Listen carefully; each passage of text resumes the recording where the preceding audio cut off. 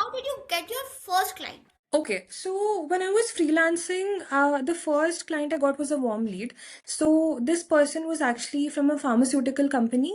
Hmm. He read some of my posts that I wrote about, I think, my experience at my first ever job. That was at HCL. So Hmm. he liked the post and he reached out to me. He was like, "Hey, I read your post and I really like it. Do you think you can write for me?"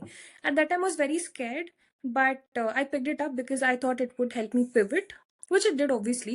So my Hmm. first client was an inbound from LinkedIn. Hmm. And after that, I learned about outbound, making your portfolio, and just coming up with lead magnets and all of that. So that's how I grew, and I would also reach out to people. People would reach out to me, and that's how freelancing happened. So, yeah, my first client was inbound, but I do have my share of outbound clients as well. For Confluence, it was through outbound. So, because we had worked previously in an influencer marketing agency, we had some proof of work to show to them. So, we would pitch out to X number of people every day via mail, calls, and LinkedIn DMs. So, we would Okay. mostly reach out to brand strategists, chairman, and influencer marketing executives, and head of brand marketing and PR people, and all of that. So that's when one person liked the proof of work that we did, and they came on a call with us. We explained the whole strategy, and then that's how we closed the deal. We Okay. had a lot of rejections too, but it was fun. We learned a lot. So you told us that we used to do X amount of outreach every day. Basically, how much outreach you used to do, and you were doing it on a weekend basis or not? No, we used to do it every day. Okay. So we And would reach out to at least 10 to 15 plans every day. okay, that's amazing. So what was your basically people were saying that we need to have a great proposal. Proposal is Correct. needed.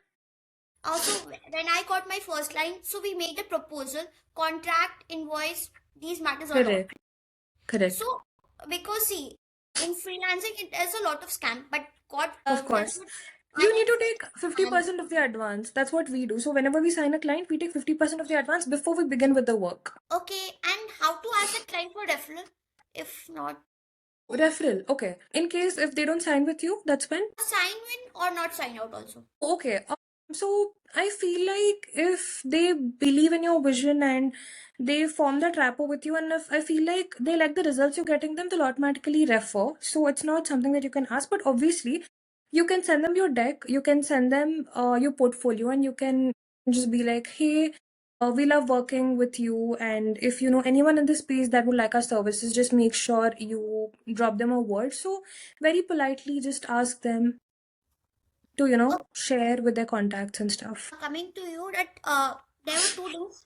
So hashtag does the hashtag matters a lot? On LinkedIn, see, using anywhere between 3 to 5 hashtags is good. A lot of times you'll see people flooding their posts with hashtags. Algorithm actually doesn't favor that, and it's a myth that hashtags help in reach. They only help in segmentation, right? So for example, for me, to make it easier, let's just say you're scrolling on Instagram, and if you want to figure out one type of reel, so if I want to watch reels in beauty and lifestyle, the first thing that I'll do is I'll go to the search box, type hashtag beauty and lifestyle. So that'll help me filter the videos. So even on LinkedIn, it helps you like declutter the topics and segment topics based on the categories. So it'll help you categorize and segment, but it's a myth that it helps in reach. Maybe if they're trending hashtags, they'll help you, but it's rare that hashtags help you in reach. That's So okay, sure. so what was the strategy? It was like bootstrapping or you received the funding. No, we were bootstrapped. So I think so. One good thing about a business is that we didn't need a lot of investment.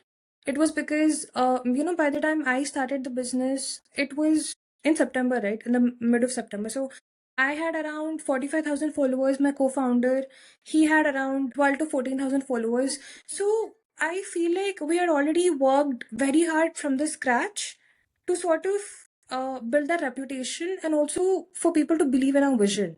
So that really helped. We had backing because we worked for years together.